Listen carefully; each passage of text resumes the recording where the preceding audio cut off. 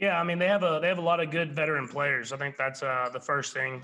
When you have good players and you do different schemes and you're able to do that, you usually are a pretty good defense. And then as for us, I feel like we, especially me, I didn't execute at a high enough level when you're playing against a defense like that. If you want to go out there and have success.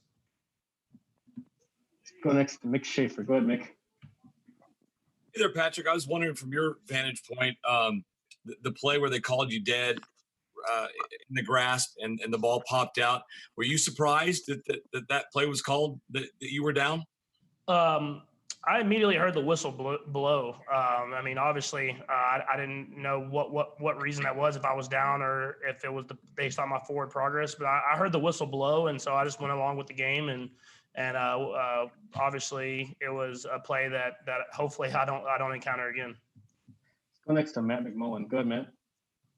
Hey, Patrick. I'm just curious, how big was the 45-yarder to Travis late in the third quarter that really got you guys going offensively? How big was that for you guys? Yeah, I mean, I think you see it with our team. You've seen it this season and you've seen it last season with this offense, is even if you kind of hold us down, we can go out there and make plays when they count. That's big. I mean, when you're in games like that, when you're in those kind of dogfights and you're going against teams that are really good, whenever your number is called, you got to be able to make a play. And I thought guys made plays at the end of the game to give us enough points so that we can go out there and get the win. Let's go next to Adam Teicher. Go ahead, Adam.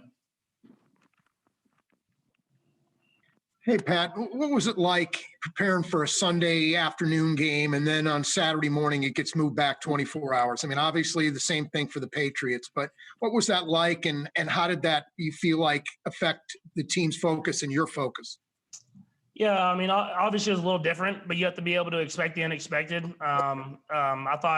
I thought guys did a good job of staying focused, but obviously we didn't have the success as an offense that we wanted to. So just trying to go into this next week knowing we're going against a division opponent with a good team, and we're going to play our best football if we want to find a way to get a win.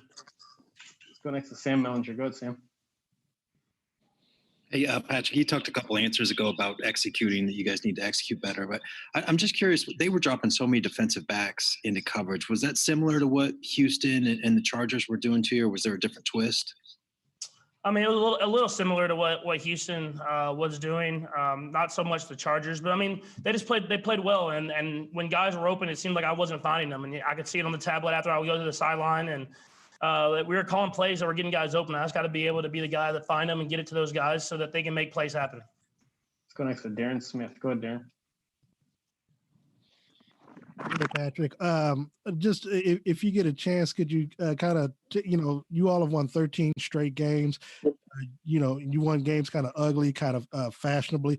Can you walk us through, what your thought process is on the team and the makeup of the team by being able to win all types of ball games thus far?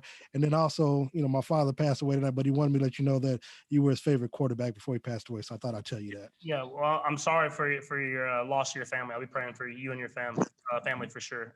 But as far as being able to win games different ways, I thought we figured out a little bit last season at the end of it. And you have to be able to do that. When you're in these dogfights with teams like this that are known to win games like this, you have to be able to find ways, offense, defense, and special teams. And today our defense stepped up, made a lot of big-time plays. And whenever you're trying to go throughout a season and win as many football games as possible to set you up for the playoffs, you're going to have to win games like this. We got time for a couple more. We'll go Pete and then Sam. Go ahead, Pete. Pat, congrats. The Patriots kind of stifled you guys for 3 quarters. What was your messaging to the team on the sideline, midway through the third quarter when it just seemed like nothing was working? I mean, it's the same thing I always talk about. Just keep fighting, keep going out there and trying to find ways to score. And early in the game, we were moving the ball the way we wanted to move it. We were doing stuff the right way, and we couldn't figure out ways to get in the end zone. And then they obviously got some stops there in the middle. But I'm proud of how the guys fought at the end of the game. And that game easily could have went the other direction. They had a lot of the momentum, but the defense made stops, and we were able to find ways to score whenever it counted. The last is Sam McDowell. Go ahead, Sam. Patrick, I'm wondering if you could just elaborate on what did change with your preparation. How did you spend yesterday, for example? Yesterday was a little bit similar. We were able to go to the hotel, but the day before, everybody had to get out of the building, and so you still can find ways to watch film and find ways to kind of do different stuff like that. But it's obviously something that you're unprepared for. So obviously I didn't do enough because we didn't execute at a high enough level, and I wasn't able to find the guys.